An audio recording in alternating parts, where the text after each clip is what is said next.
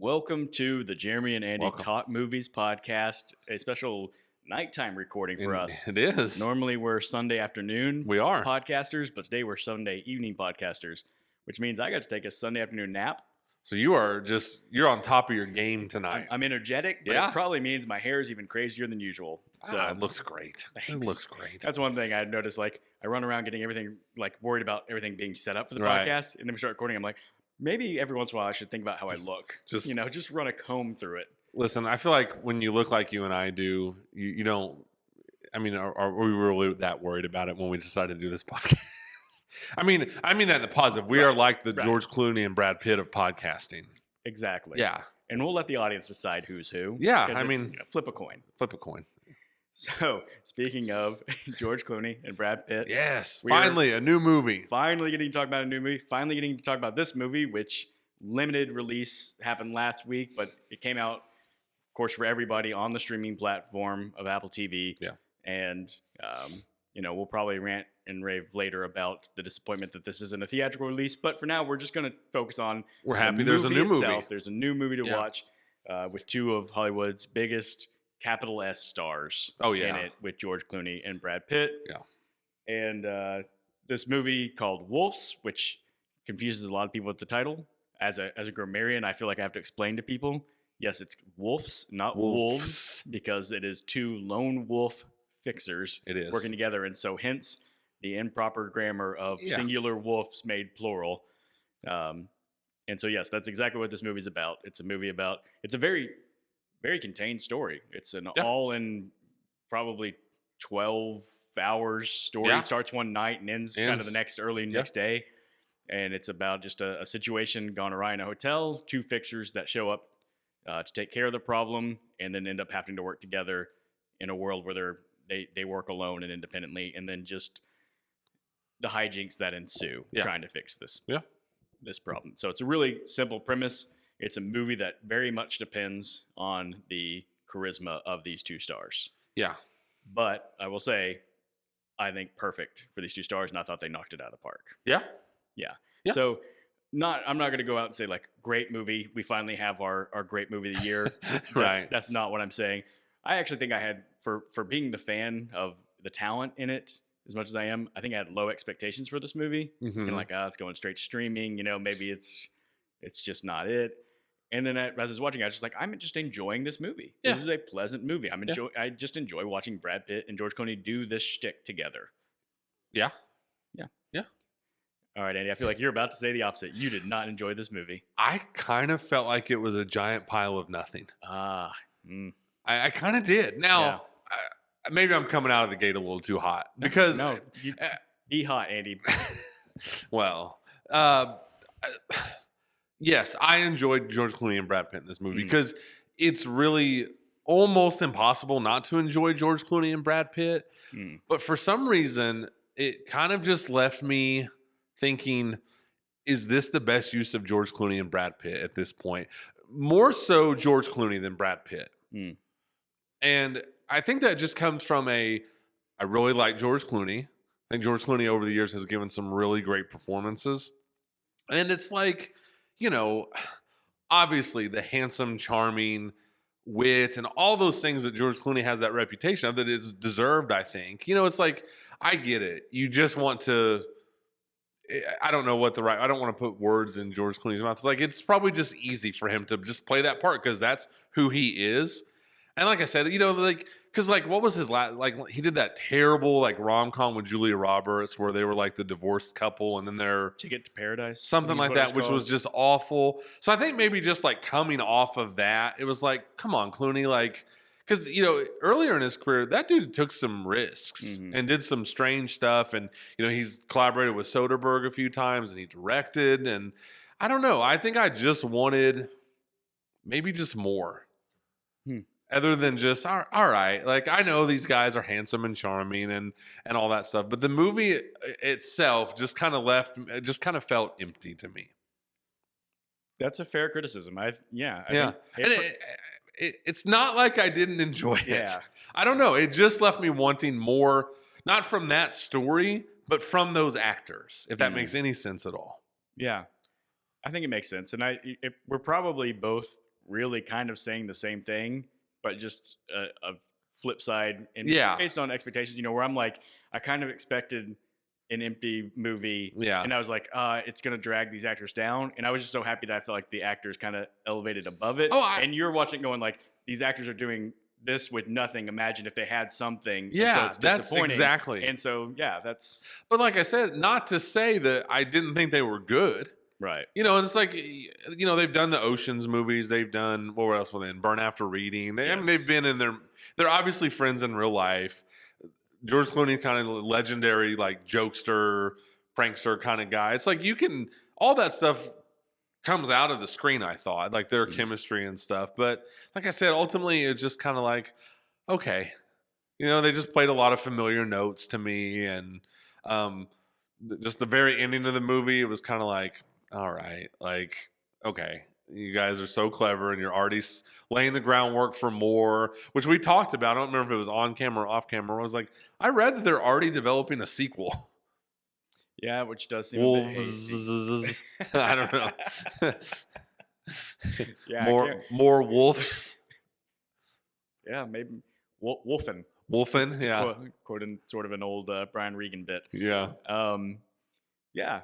Okay. So all of it you're saying is fair. That's the thing. As I'm different conclusion, but yeah, same result. So like, I guess I enjoy that sort of effortless cool that both those guys have.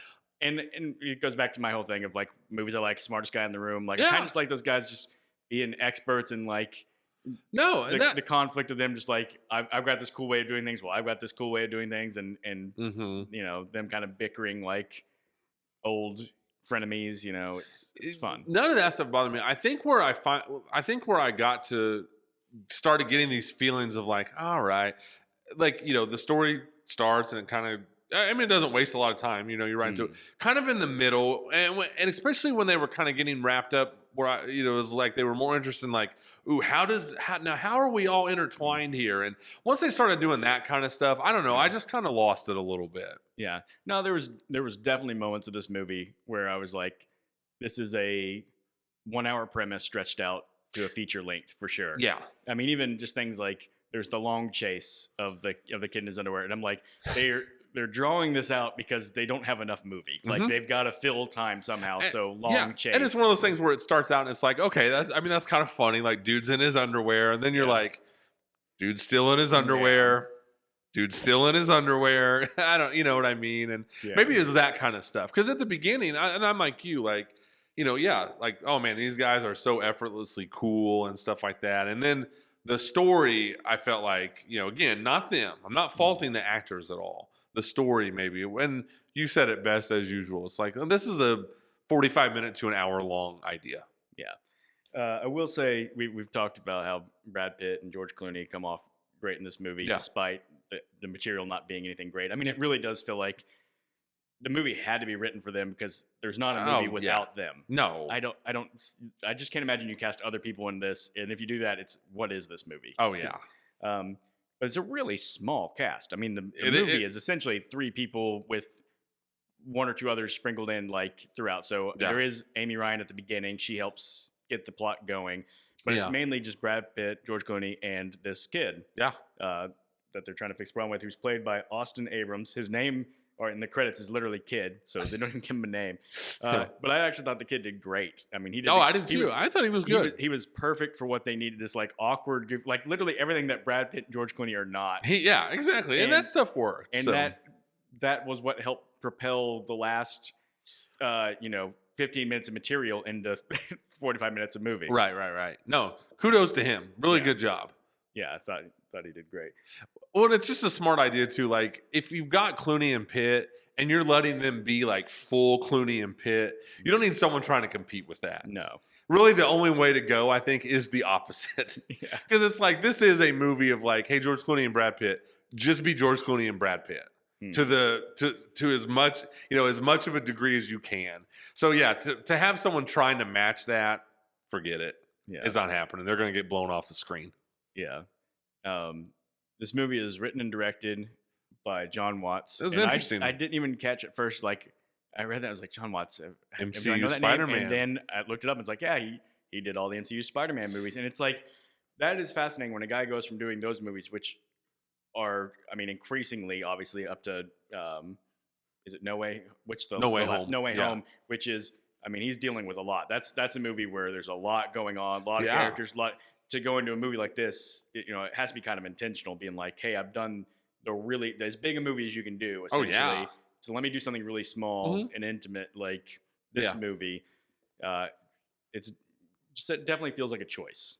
I would agree. And I think too, like, I very much went into this thinking like, okay, and I honestly, like, I should know, but I don't even really know what else he's done other than the MCU Spider-Man stuff. Yeah. So maybe that played into it as well, because I really like the MCU Spider-Man movies. And I know it sounds like a cliche thing for me to say I like MCU, but I just thought those were well done. And I think one thing that I really like about those, which of course, obviously the cast, they're playing young and they're playing high schoolers. But I just thought John Watts, the director and the writers of those movies, really captured like as authentic as you're going to get in a Spider-Man movie, like these kids being in high school and stuff. And so maybe I just wanted him to be in I was like, okay, now he's moving into a different world. Obviously, this is an adult-oriented movie. So I thought maybe he'd have some kind of unique look or spin on it or something. And again, it just felt like it was like, we're just doing this familiar beat of like, exactly like you would expect when you say George Clooney and Brad Pitt are playing fixers in a movie. Whereas like you watch, like I actually just watched No Way Home a couple weeks ago, and like you said, there's a lot going on, and there's multiverse stuff, which we've both given our opinions on the multiverse. But what really works about No Way Home is like the Tom Holland, Zendaya, Ned the friend, like their stuff, and like feeling like real teenagers in this exaggerated, blown out story. And so maybe I was just kind of hoping. I don't know. I was just maybe hoping like, oh, maybe John Watts now is going to be like one of my guys that I'm really interested in. And it just didn't feel like he brought a lot to this. And again, I'm sounding maybe more harsh than I mean to, but I don't know. No, I mean, you're right. Like there was nothing in this movie where I'm like, the filmmaker, was doing something here. And you're right that it's not breaking any new ground. There's hardly anything in this movie where I'm like, oh, what a fresh, unique take. Right. It really is. I guess it just comes down to me being very simple and saying I just enjoy the two actors so much that it just powered me through any other problems. And fair enough. Yeah, I mean, in full disclosure, I've said this before. Brad Pitt is my guy. He is my favorite actor. Yeah. And I am endlessly fascinated by Brad Pitt's ability to make everything look cool. And by everything, I mean like he really does. He's going to be sitting in a chair and he's going to notice something strange behind, a dresser, and it's like the face he's going to make. He's just be like, how does Brad Pitt make? Oh, I just noticed something, and I'm like looking at it, look cool. I know. I don't know. I can't make anything look cool. Right. Nothing. Yeah. And you're right. So I don't know.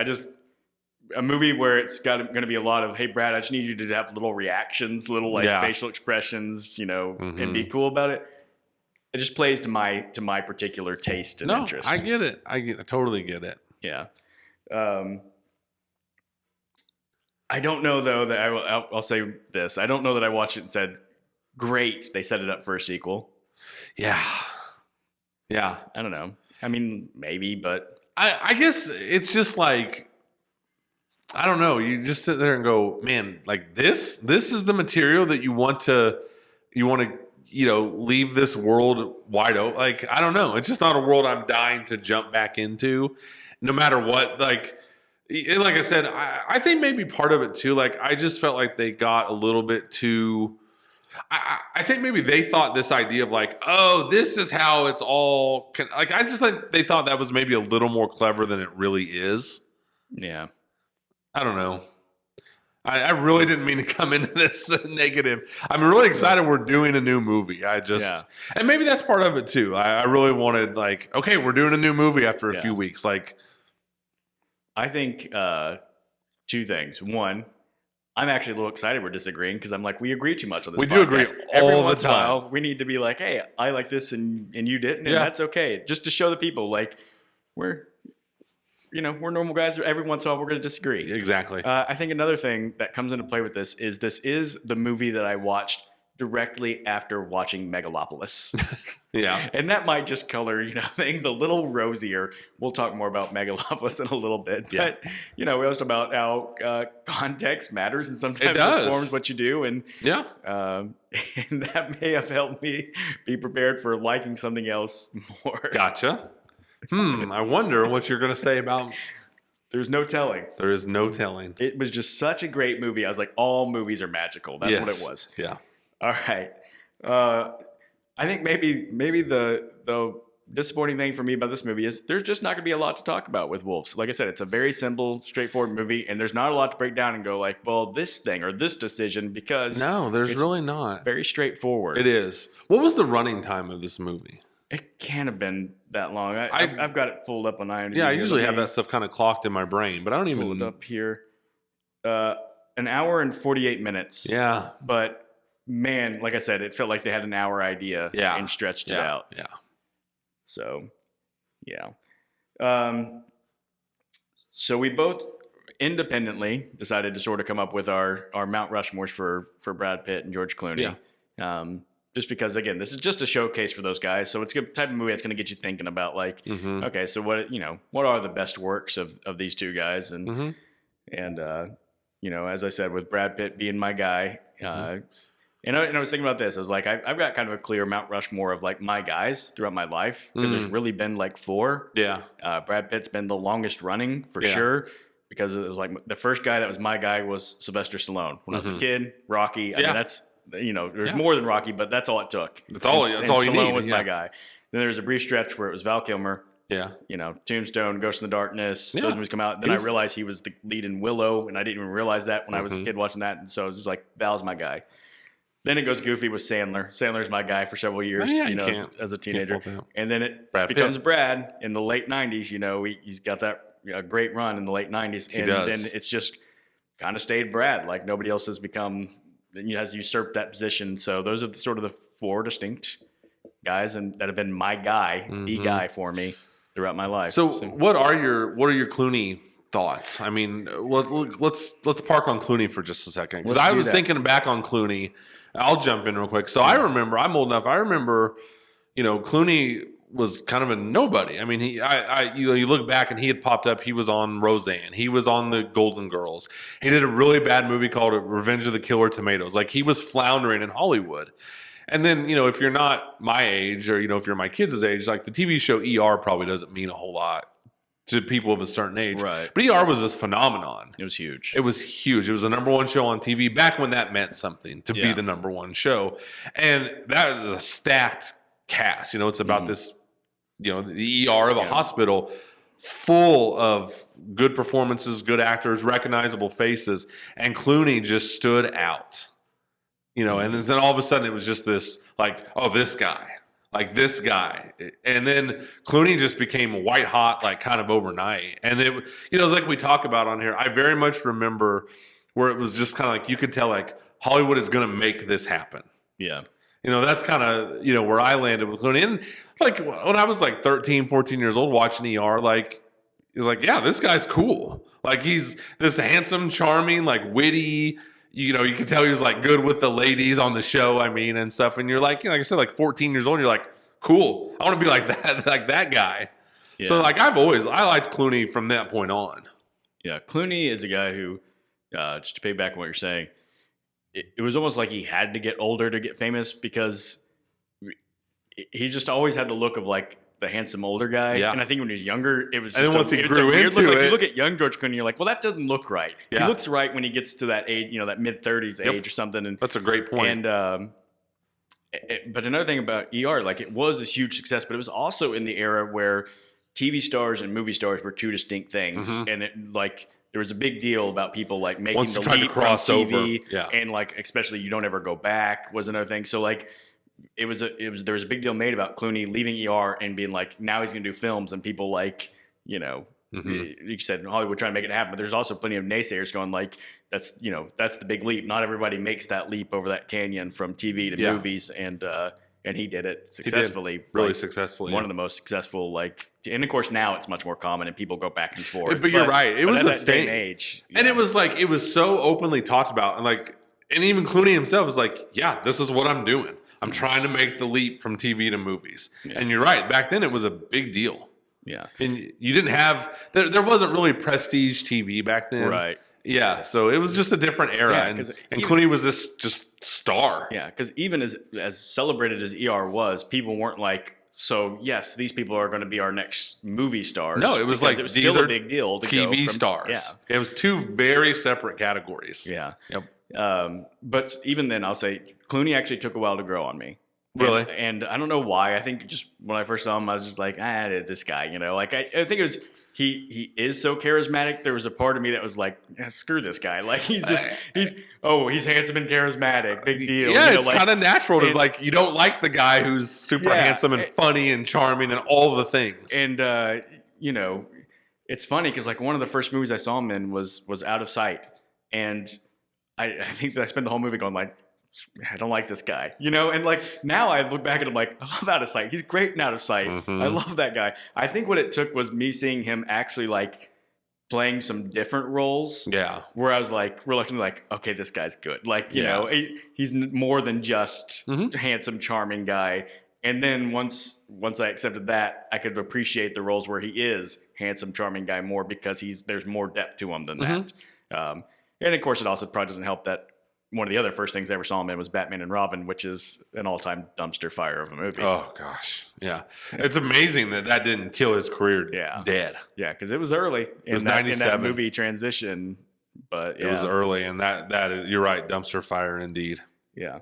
So let's do the Clooney Mount Rushmore first. And again, this is one like we can both just share a list. I don't care if there's overlap with this one. I'm not going to do any like changing. So, sometimes we do Mount Rushmore. So I'm I don't want as many different, and I'm just going to share mine with you. Although both these guys, like as I was making the list, I was kind of like, ooh, like maybe I should this one or that one. And anyways, this is where I landed.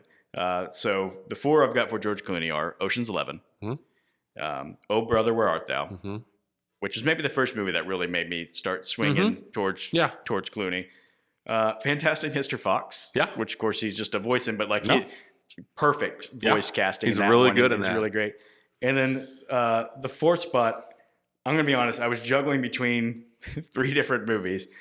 And I think I'm going to land on Out of Sight as my fourth one. Yeah.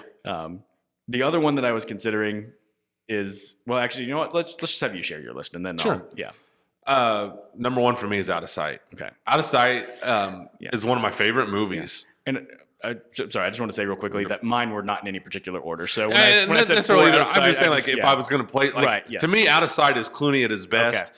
And I won't stay here long, but it's like Out of Sight was when it was like, okay, like he's got it. Yeah. He's got it figured out. He is balancing good acting with the charm and stuff just perfectly. Watch Out of Sight if you haven't seen it. I think it's just a phenomenal movie. Underrated, in my opinion. For sure. Like, now people look back on it fondly, but it came out in the summer of 98. I saw it 4 times in the movie theater. I had very little going on at that point in my life. And it made, like, it got good reviews, and I think it made, like, so money. But you look back and you're like, man, that should have been, like, a blockbuster, and I think it should have gotten some Oscar consideration. But yeah, Out of Sight, one of my favorites. From Dusk Till Dawn. Okay. Just a wild movie. And that one really was kind of like his first big one, wasn't it? It was. Yeah. That was the, like, Clooney is now trying to be a movie guy. And saw that in the theater like 3 times. Mm-hmm. Once again, in high school, I had very little going on, as we've talked about. From Dusk Till Dawn rules. It's really awesome. I'm going to put Ocean's 11 on there. Okay. It kind of does the things that Wolf's didn't do for me, where it's like Clooney's not really stretching his acting ability in Ocean's 11. He's just being ultra mega super charming George Clooney, but it works. And I'm kind of like you. I had a hard time landing on a fourth, and I'm going to pick one that is not necessarily a favorite movie, but I think a really great George Clooney performance, which is Syriana. Okay. Which he actually won a supporting actor Oscar for. And that was him. I don't know. I think he had already proven that he could act. Yeah. But he kind of, he gained weight for it. He's not charming, charismatic George Clooney in that movie. Right. And just a movie that I don't love, but I admired George Clooney's performance in that movie. And I think that between those movies, that gives you the whole kind of George Clooney experience. Yeah. That's a good list. So the couple others that I was considering for my list were Up in the Air. It's a good movie. Which is a movie I really enjoy. And then Michael Clayton. Really good movie that I don't feel like enough people talk about. Here's the thing about Michael Clayton, and I will never understand why Michael Clayton has this phenomenon in my brain. I feel like I'm a person who I remember movies very well, better than almost any other topic or subject, even like important dates for people in my life. I can't remember my family's birthdays, but I remember movie details very well. Right? People talk about movies and they're like, "How do you remember that?" I'm like, "I just remember movies." Michael Clayton is a movie that I own digitally. I've watched several times. And I can always only remember about 3 things about that movie. Yeah. But I remember that I enjoy it. Yeah. So it's a weird movie where it's like every time I watch it, I feel like I'm watching it for the first time. That's funny. And I'm like, why do I not remember this movie? I remember liking it, but I just never remember what Michael Clayton is. I remember it's a crazy Tom Wilkinson performance. Yeah. Really great one. I remember it. Tilda Swinton's in it. Yep. I remember a couple of like scenes, but I can never, if someone's like, what is Michael Clayton about? I'm still like, I don't know. Yeah. And so like I was like, I can't pick a movie that I can never remember, right? Even though I remember that it's good. That's funny. Part of the problem, I think, that why Michael Clayton got a little bit forgotten is it came out in 2007, which is kind of a legendarily great movie, and it kind of got swallowed up by like No Country for Old Men, There Will Be Blood, stuff like that. Those were the big prestige ones, but then also you had very popular pop culture movies that year too. Yeah, it was a big year for movies, but Michael Clayton, really good movie. Yeah. And then I just also felt like I had to write down Gravity, which he's in very briefly, but like it's a great movie. And if he was in that 10 minutes more, it would be on my Mount Rushmore. Gravity is one of my favorites. Yeah. And then, if you were just doing like what's my favorite movie that he's been in, he's in all of a minute and a half of The Thin Red Line. Yeah. And I love that movie. So I just had to write that down that like, hey, George Clooney pops up in it. You just obviously can't pick it because like I said, he's in it for like a minute and a half of this 3-hour long epic. And then Three Kings is a movie that I like. Three Kings is a good movie. Yeah. It is a good movie. George Clooney also just has a super weird directing career. Yeah. I want it to be good, but it's kind of just not. Yeah. Yeah. Like if I'm trying to pick like what's my favorite George Clooney directed movie, I'm like last year's The Boys in the Boat, which is, which is fine. Just a fine movie, yeah. And then it was like I remember when what's the football movie Leatherheads? Yeah. I was like, "Oh cool, George Clooney, like John Krasinski's in it." And that was when The Office was and I went to that movie and I was like, "Well, that was absolutely nothing." Yeah, he's just a guy who clearly has like very interesting taste.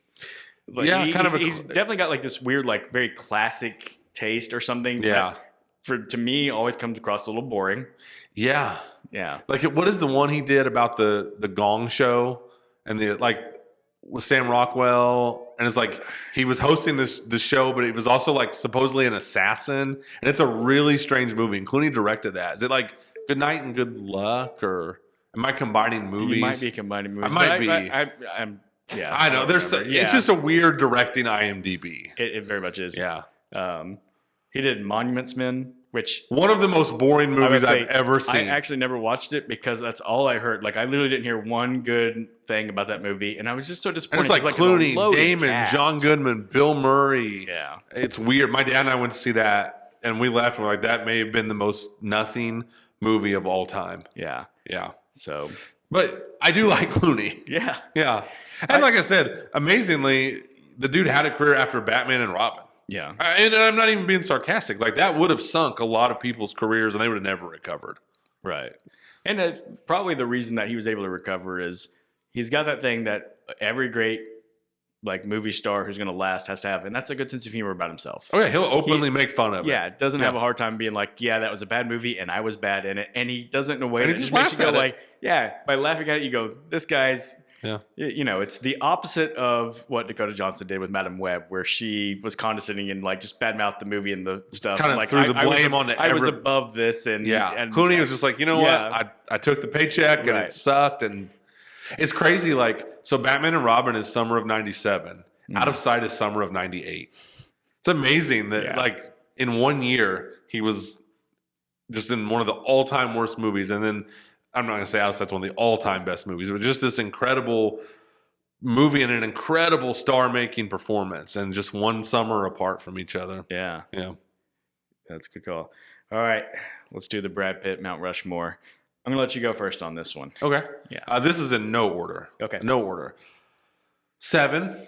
Okay. Just one of my favorite movies. I'm a horror movie guy. I would have guessed that was on yours. Yeah. The I always say just the bleakest, darkest movie, mainstream movie to ever come out, probably. 7. Once Upon a Time in Hollywood. One of my favorites. One of our favorites. We've talked about it before. He is so good in that movie. Yes. And he deservedly won an Oscar for that movie. Yes. I'm gonna go Inglourious Bastards. Okay. A movie we both have a lot of fondness for. I do probably agree with you that it probably is Tarantino's best movie. Probably not the one I rewatched the most, but probably his best movie. Yeah. Again, I had a really hard time with the 4th. I just think I have to do Ocean's 11 for Pitt also. Okay.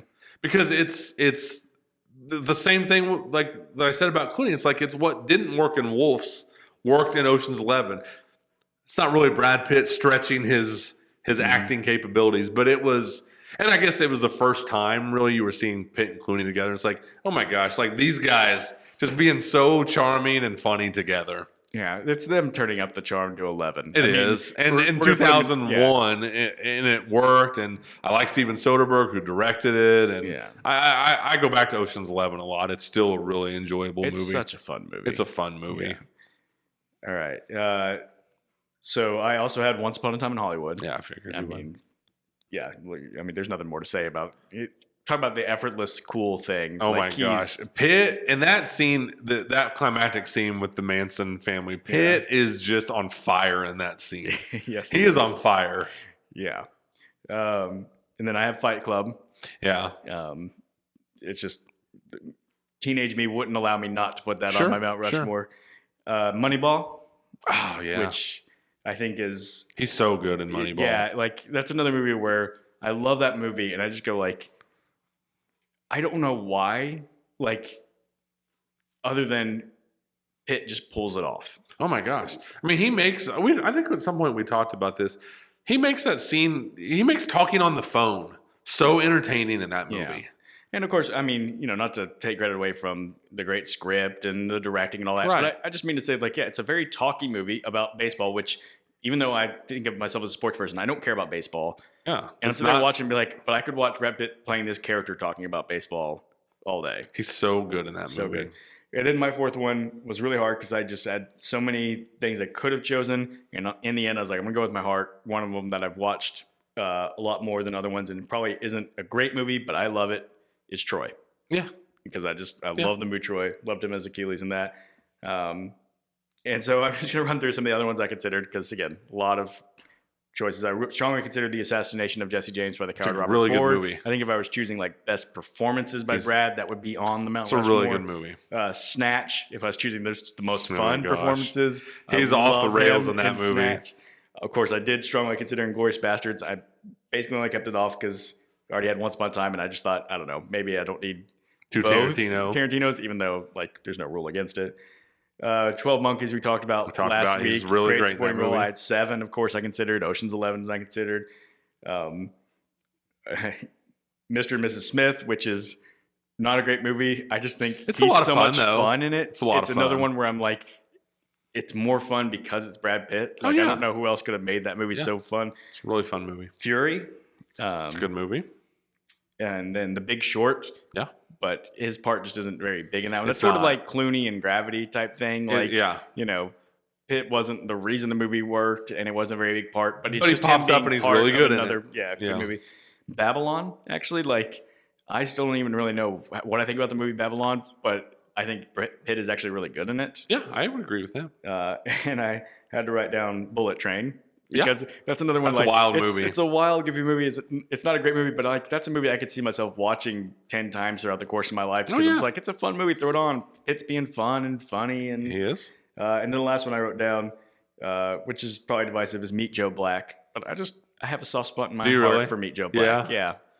It's a strange movie. It is. It's one I'll probably never revisit it. Yeah.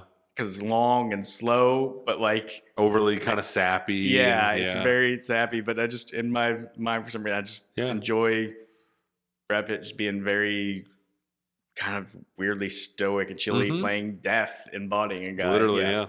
So Yeah. It's interesting looking back at both their IMDb's, where it's like similar in just the sense of like, man, these guys are like handsome and charming, like we've said a bunch of times. And you think it's just like the rocket ship is just going, but they definitely both had, I was looking at Pitt like in the mid 90s, like Seven is this huge hit, but then it's like that really bad movie with Harrison Ford where he has a really bad act, The Devil's Own. Devil's Own. That was not good. It didn't do good. Like there is starts and stops for both of their careers. Yeah, for sure. I do think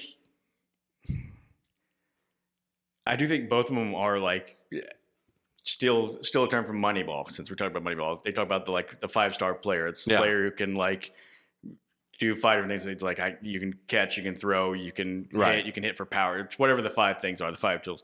I think Brad Pitt is a 5-tool movie star. I would agree with that because he can be just star mode. He could be just charming, handsome. He can just look the part, but he can also act. He can play these unique characters and stuff. Yeah. And I would say Clooney is like a 4-tool movie star. Like he's a great actor, but there's a ceiling on it somewhere. Parts. If I start comparing their IMDb's, I'm like, Brad Pitt can play more parts that George Clooney did than the other way around. Right. Like I don't think George Clooney could be 12 Monkeys. Right. I don't think George Clooney could just play completely unhinged, crazy. I don't think he could do that. Yeah. I mean, that's really the big limit is like the eccentric. Like there's only a certain level of eccentric he can go. And of course he's goofy and kind of wild and Oh Brother, Where Art Thou? Yeah. I mean, I'm not saying Clooney, but yeah. He just doesn't quite, he can't do it quite like Pitt can. And then Clooney just couldn't quite do action star quite like Pitt could. I don't know what the difference there is. He did the movie, is it Peacemaker or The Peacemaker. Peacemaker. Like him and Nicole Kidman. Which isn't a terrible movie. It's fine. It's just kind of a standard 90s action movie. Is, yeah. And so I didn't watch it and be like, yeah, he can't pull this off. But it just didn't send him off into an action movie career. But could I picture George Clooney being in the movie Troy? It's like, no, like I just laugh even trying to picture George Clooney in a movie like that. And I don't know, maybe that's not fair to him to say. Maybe, I don't know. But you know what really disappoints me though is that we didn't get more George Clooney Tarantino collaborations because they star together in From Dusk Till Dawn. Yeah, and Tarantino wrote From Dusk Till Dawn. They have great chemistry together in that movie. Yeah. Did I hear that? I was listening to them talk about this on The Big Picture that maybe Tarantino doesn't have the biggest or the greatest opinion of Clooney or something. I saw some of that too, but I also didn't know if it was like Clooney being sarcastic. Yeah, I don't know. Because Clooney does that. He really leans into that like sort of. It's like self-deprecating, like sarcastic. I don't know. I don't know if there's some kind of bad blood between them or not, but it's like you watch From Dusk Till Dawn, it's like they're really great together. Yeah. Yeah. Yeah. So like, I can just imagine like I'd love to see a Tarantino written George Clooney character. Yeah.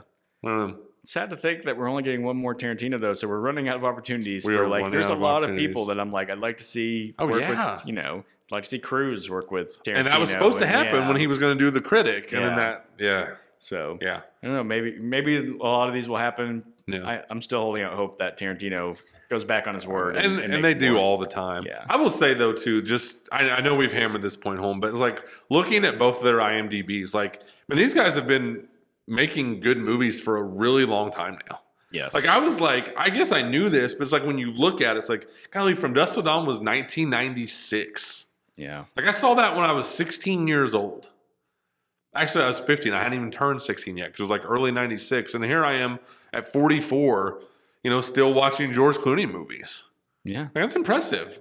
I mean, and same for Brad Pitt. Seven's 95. I forgot to shout out Brad Pitt in the movie True Romance. Mm. He's really great in that movie. Yeah. Yeah. Yeah. I mean, they've been doing it for a long time. Yeah. And for Pitt, at least, no signs of slowing. And I don't mean signs of slowing for Clooney as far as his ability. I just mean like he's shown less and less interest in being in front of it. He's not as prolific. Yeah, like he definitely wanted to transition into more of behind the camera. Yeah. It just doesn't seem like that's working maybe as well as he wanted it to. Yeah. And again, to steal from The Big Picture, they said that this movie was in part because him having a family now and stuff, like time-wise, he was like, it's a lot less demanding on my time to act, so I wanted to do that once again. And that may be just best for everybody. Like, hey, maybe the people in his life can be like, hey, George, like we really like how much less demanding of your time it is when you're in front of the camera. Maybe you should keep doing that. Yeah, we don't need another boring George Clooney. So that would be a good question. Like, what would you like to see next from these guys after something like this, where I'm criticizing it for being too familiar? Right. That is a great question. I know I don't even have an answer. I haven't thought it through, but I don't know. I don't know either. I mean, I kind of gave my George Clooney answer. I'd love to see him get back with, like Tarantino. Yeah. I would like to see George Clooney star as Chief Brody in a shot-for-shot remake of Jaws. Yeah, I'm really all for a shot-for-shot remake of Jaws. However, he would be a cool Chief Brody. He would. He probably could pull it off. Yeah. Just let Brad Pitt and George Clooney let Brad Pitt be Quint. There you go. Why not? Oh, man. Yeah, I don't know. It'd be interesting to see, though, because, I mean, gosh, these guys are got to be in their 60s now, right? Like late 50s, early 60s? They're like 3 years apart or something like that. Yeah. And they're both, I think maybe Pitt is like 59, like right on the verge or something. And Clooney's got to be. And Clooney's like 62 or something. It'd be interesting like to kind of see how they wind things down or how long they are interested in going. Yeah. I mean, because they could be the next Pacino and De Niro, where they're acting in movies barely moving, but still doing it. Yeah. All right. So we're gonna do a little bit of hard transition. We're gonna talk about a few other movies that we've I've watched actually recently. been back to the movies. Yeah. So I do just want to say this about Megalopolis, because I teased people with its greatness. That movie has gotten a lot of criticism. A lot of people have been doubters, just downright haters, Andy. And I've got to tell you, they're wrong. Because their hate was not strong enough. That movie. Darn it. I'm just going to say this. Madam Web and Rebel Moon, look out. You've got some competition at the end of the year. Really? Because it is. And it's got your guy Adam Driver in it. Yeah. Is he good? Does he just have nothing to work with? He was trying. I literally just had the image of, like, when I walk out of this, I might just tweet a review of this movie and say Adam Driver and Megalopolis, and it be a gif of the band on the Titanic playing on the way down. Yeah. Like he's trying, but this thing's going down. There's nothing to do. It is everything wrong with a movie like that. Like it is poorly made. It's very poorly edited together. It is pretentious as can be. Like you can just tell, like, so we should probably say this. It's directed by Francis Ford Coppola, who directed the Godfather movies, Apocalypse Now, The Conversation. Just some unbelievable just movies that are held in such high regard from the 70s. And he's just never been able to maintain that. But he's stuck around to very mixed results. And so my question is, like, so I don't know if we talked about this on camera off. This is a $120 million movie. So it probably has to make $200 million to break even. Who in the world thought this movie, even I haven't seen it yet, but who in the world thought this movie was going to be a box office smash? Literally only Coppola. Yeah. Which is why he had to put so much of his own money into it. That's true. I guess I'm answering my own question. Nobody else would. Yeah. It's that bad, huh? Oh, man, it's a mess.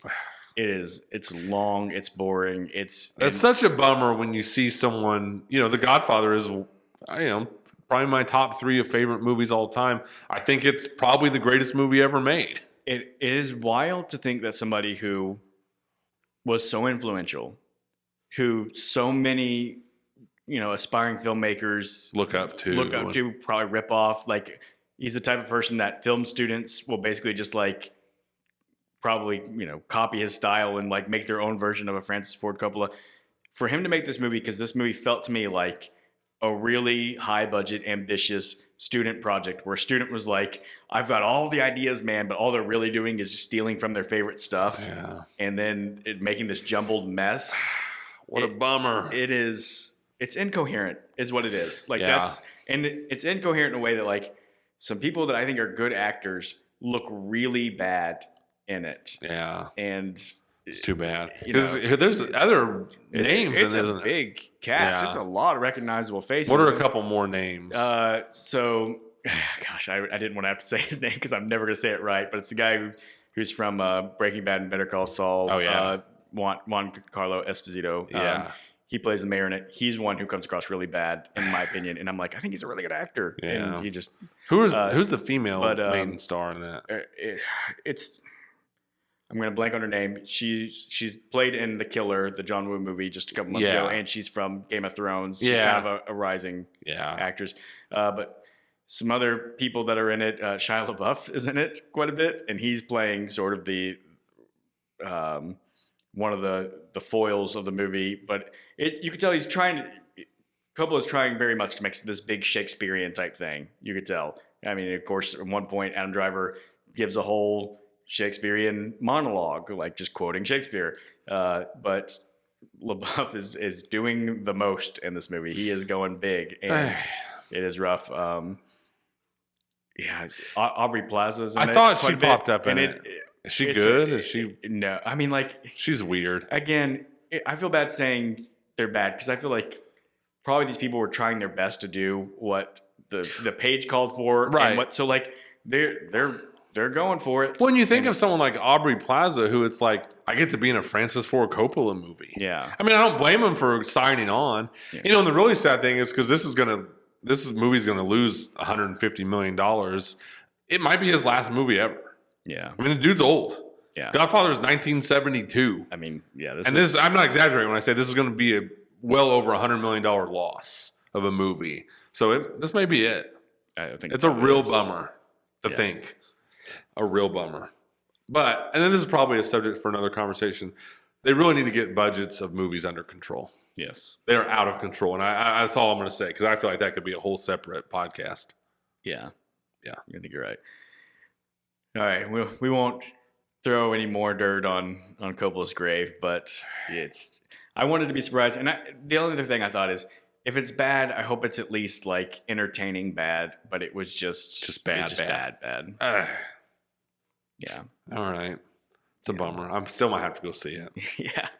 I mean, it's a curiosity at least. And I actually have heard, I saw one review that said that they thought it was the kind of bad where they're like, this is going to be the type of movie where there's, midnight showings years from now and people showing up costumes and quoting along with it like they. Well, I saw an interview with Adam Driver this past weekend where he was like, I think over time people will, and it's like a lot of times when actors have to say that about their movie, that's not like, no, you just don't get it. Like it'll, yeah.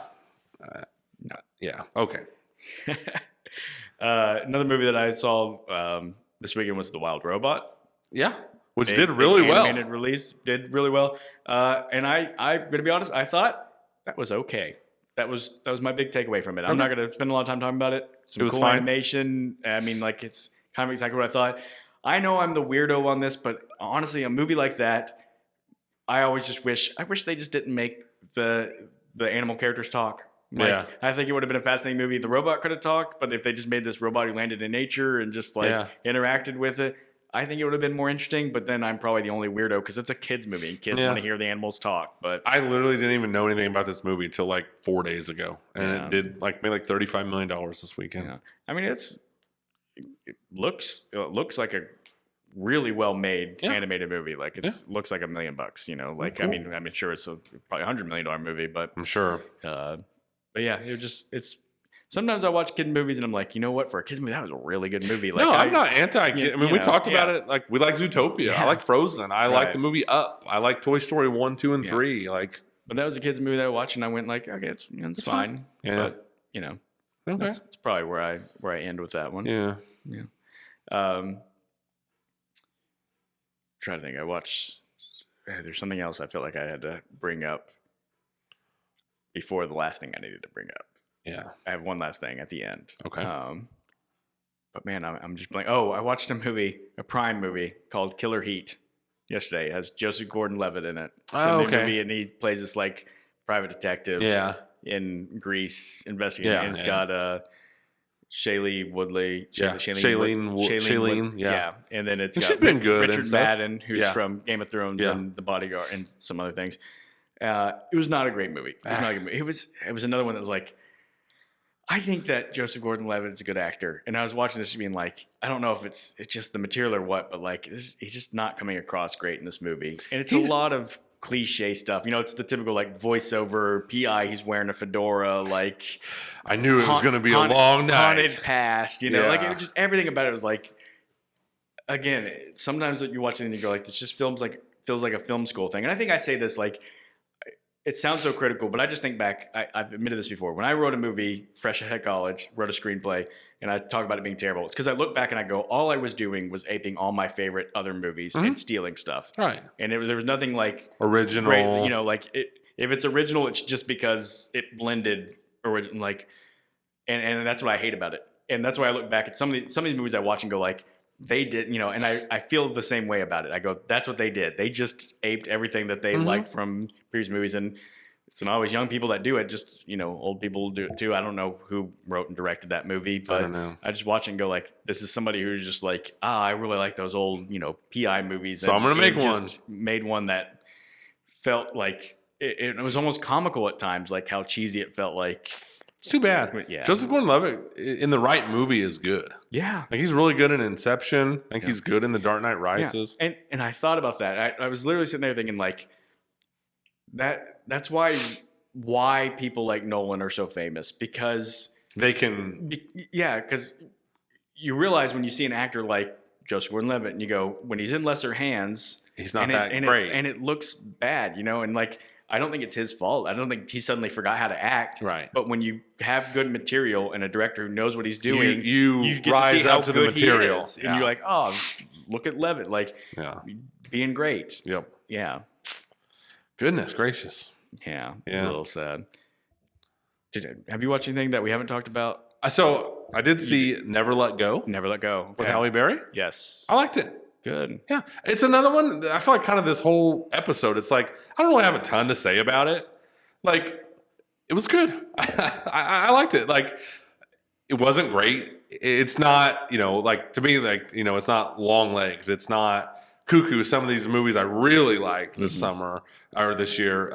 But it was good. Halle Berry is kind of a strange career where it's like, she's not a bad actress. Yeah. But she's just like the Halle Berry persona and look is more famous than the Halle Berry like career. Right. But it's like here she's not trying to be glamorous and all the things that she is. She's actually quite the opposite, and she's playing the, you know, fierce protective mother, and she pulls it off really well, I thought. Unfortunately, it's not lighting the box office on fire or anything, but I liked it. I enjoyed it. Yeah. And is this what you were saving last for what else I saw? I saw The Substance. Oh no, we do need to talk about that. Okay, so let's talk about The Substance. I've already told you how You have. So I made the joke off camera. I said, I don't know why you said that was a weird movie. No. Holy cow. Man, why was that movie rated R? I don't know. No. Only for the shrimp eating scene. It was so good gosh, graphic and unpleasant. Good grief. I mean, not to just copy from you, but I still don't know what I think about that movie. It's original. Yeah. It goes for it. So those are things I like. Yeah. Is Demi Moore good in that movie? Did you come to a conclusion on that?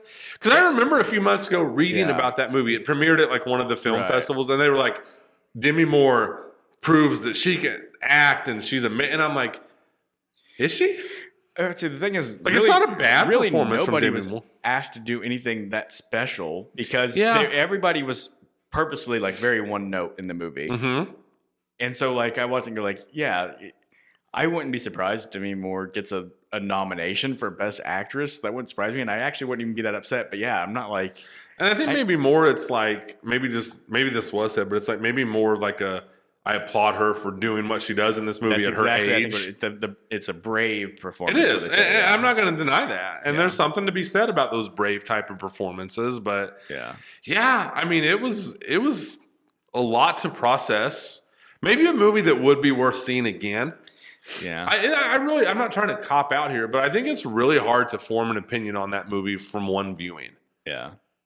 There's, some cool things in it. It's got a very cool, like, visual aesthetic style. It does. And I think I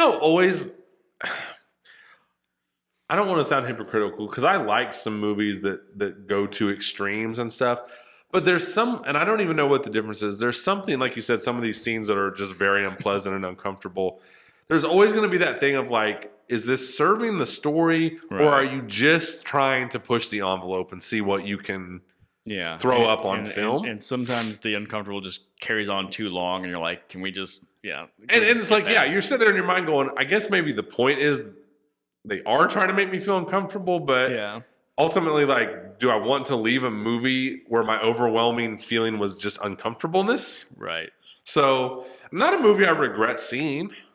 No. But, yeah. Oh, wow. Wow, yeah. I'm just out of curiosity, did you think back to my criticism of it when they would just change their places and a body would just plop down? Of course I thought about that. You're like, you're right. That seems... Just put a mat down. And like you said, like in this movie where that is by far the least ridiculous thing happening, but you're like, okay, you don't have to just splat onto the ground.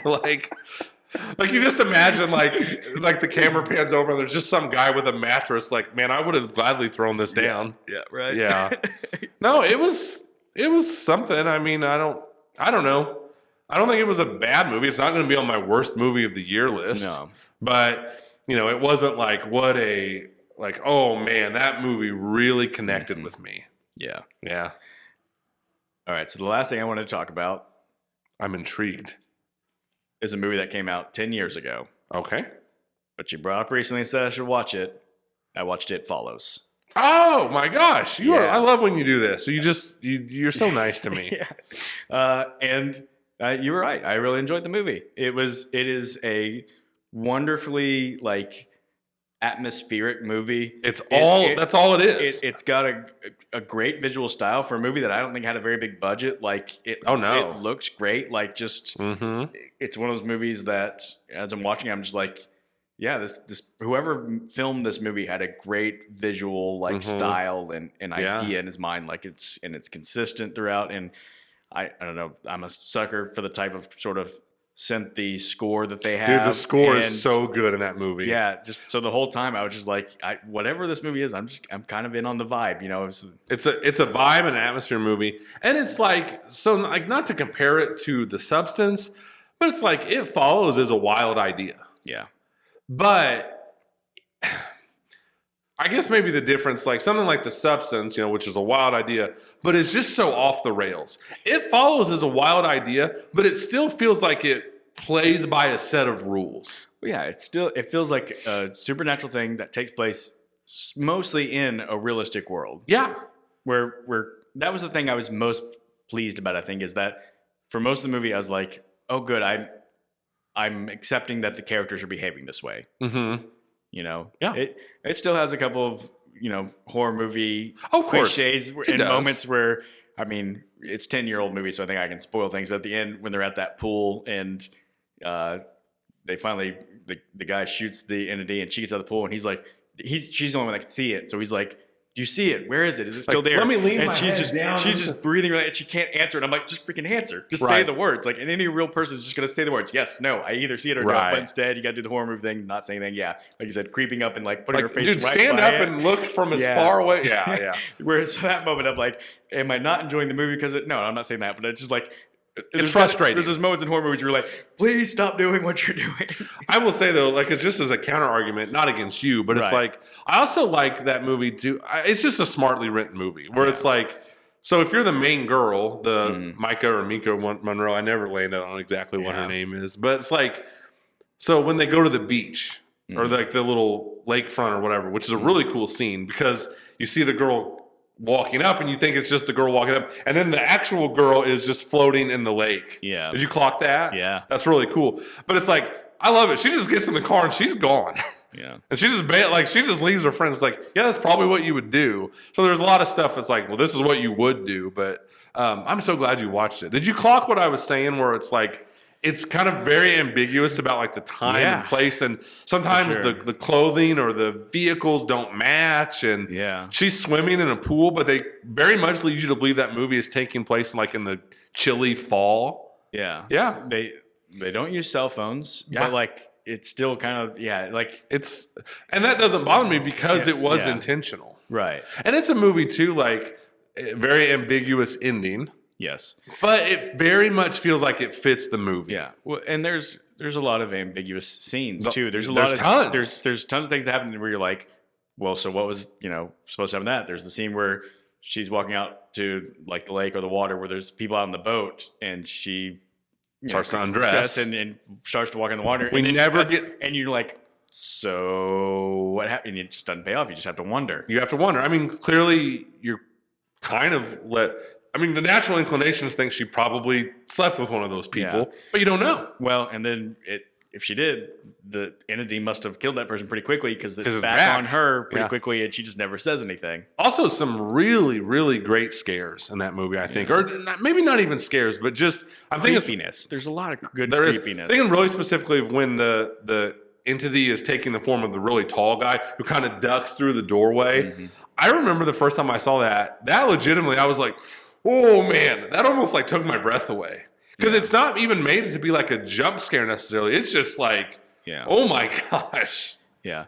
I will say, I think it did a really good job. Maybe my favorite thing about the movie, because not that it's my favorite scene in the movie, but my favorite thing about the movie is that when the guy first passes it on to her, mm-hmm.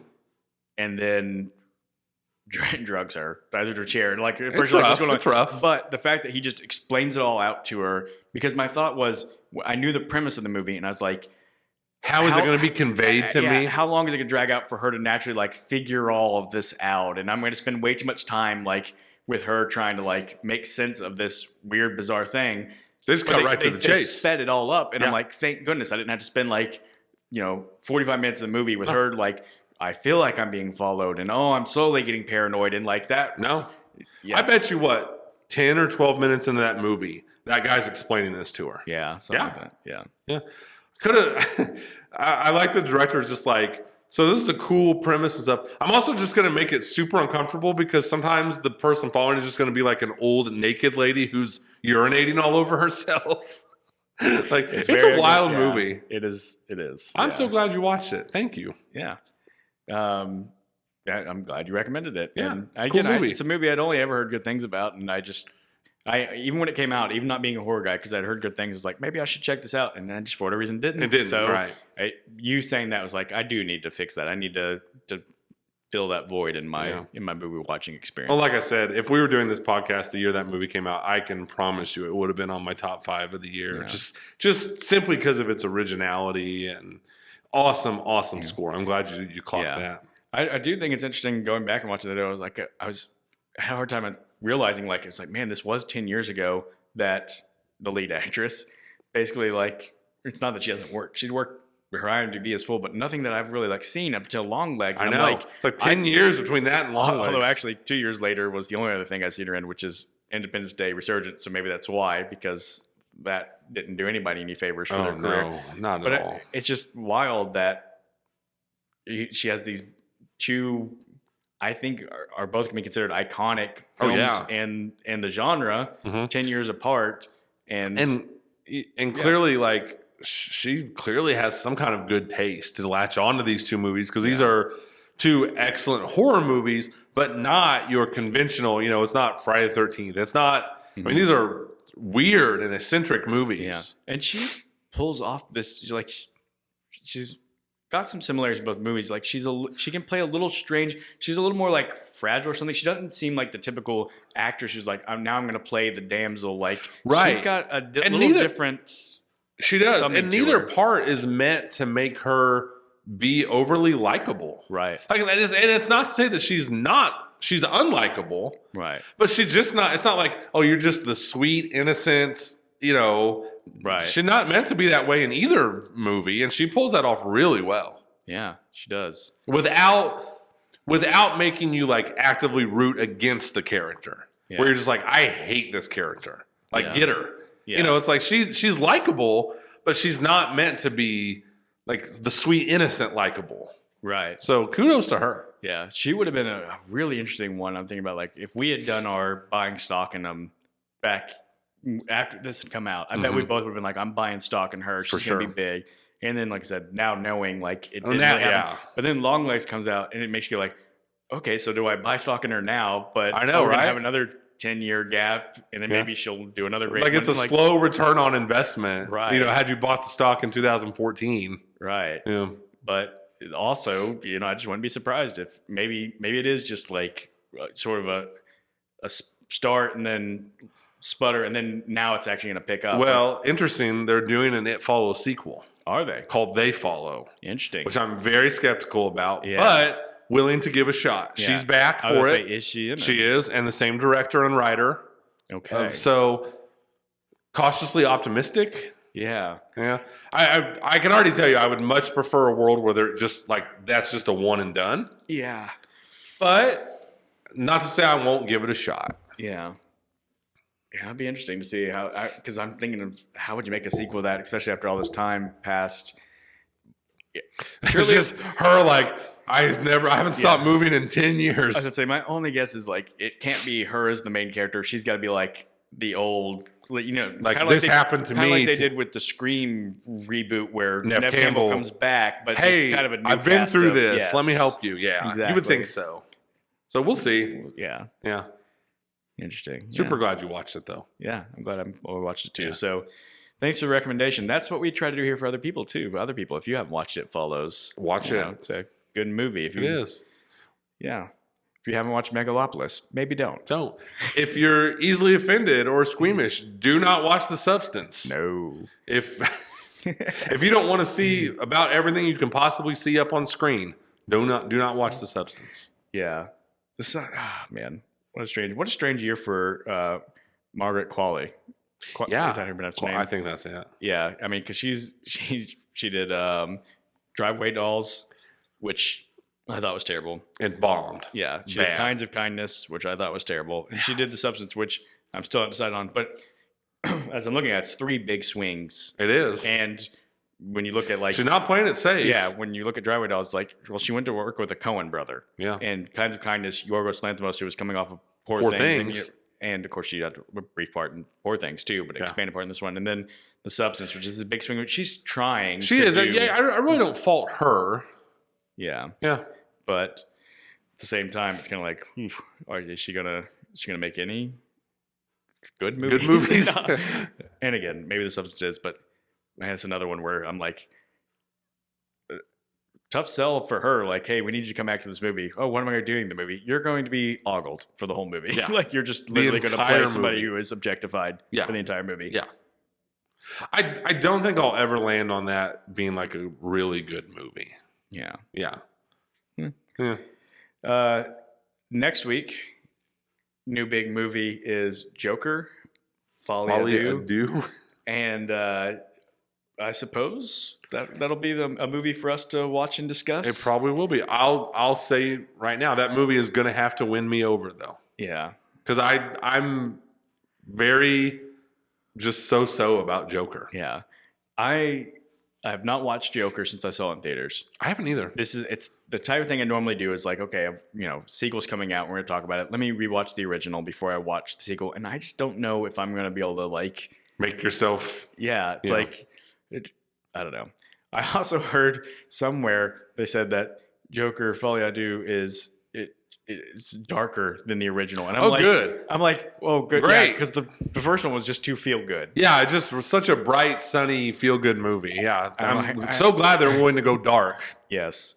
So maybe we'll see if I can work myself up to rewatching Joker and then I'll try to. But I don't know. I guess if nothing else, I'm just glad that once again 2 weeks in a row. New movies to talk about. Yeah, I'm excited too. Joker, for whatever we think about it, Joker was a very successful movie. It literally made over $1 billion, which is money. Crazy. It got Joaquin Phoenix won an Oscar. Yes, you got award consideration, and then here's a sequel that certainly seems to be like it's going to be doing something that apparently is going to be a musical. And thank goodness Joaquin Phoenix is finally trying to be weird. I'm just so tired of him being so normal and boring. Thank goodness he's leaning into weird. He's just going to give that a shot, see how it goes. I just don't know if I can buy it. I don't know. It just seems like the guy next door to me. Well, yes. So that'll be the conversation for next week. Yeah. Hope you guys will join us for that. Yeah. And until then, hope you guys have a great week. See you next week. We'll see you next time.